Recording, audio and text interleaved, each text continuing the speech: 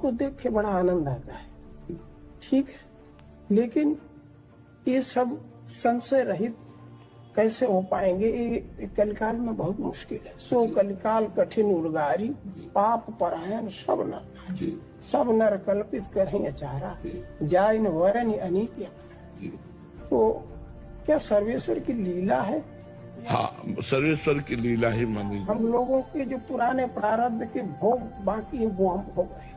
नहीं महाराज जी, युग धर्म का भी प्रभाव है। कोई कितना भी बड़ा प्रतापी हो, युग धर्म का प्रताप उससे युद्ध करेगा, उसको परास्त करने की कोशिश करेगा। अगर वो तपस्या और भगवत शरणागत है तो फिर कोई परास्त नहीं कर सकता है। कलयुग का प्रभाव वहीं रहता है जब भगवान नाम नहीं, भगवत लीला कथा नहीं, भगवान से चित्त नहीं जुड़ा, वहीं कलयुग का प्रभाव पड़ता है। नहीं तो हमारी वाणी जी में लिखा हुआ है, जो रसिकाचार्यों ने वाणी लिखी है, राधा वल्लभ भजत भज, भली भली सब होए, जिते विनायक शुभ अशुभ, विघ्न करे नहीं कोई, विघ्न करे नहीं कोई, डरे कलिकाल कष्ट भय, हरे सकल संताप, हरसि हरिनाम जपत जय।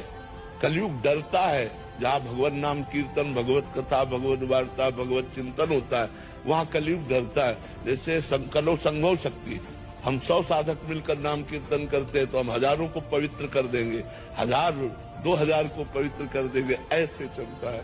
लेकिन उसका प्रभाव तो चलेगा। जैसे गर्म हवा चलती तो सबको लगती है, प्रभाव मिटने से नहीं, प्रभाव नहीं, कली का प्रभाव नहीं मिटाया जा, नहीं।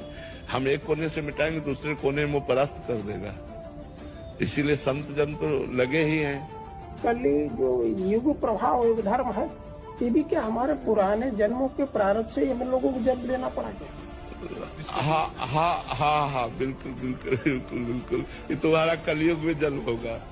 तो इसके जब ये भोगना निश्चित है तो ये पूरा भोगना पड़ेगा या भजन से ये नष्ट, प्रारब्ध नष्ट हो सकता है? भजन से हम इसको नष्ट कर सकते हैं, भजन मिटा सकता है।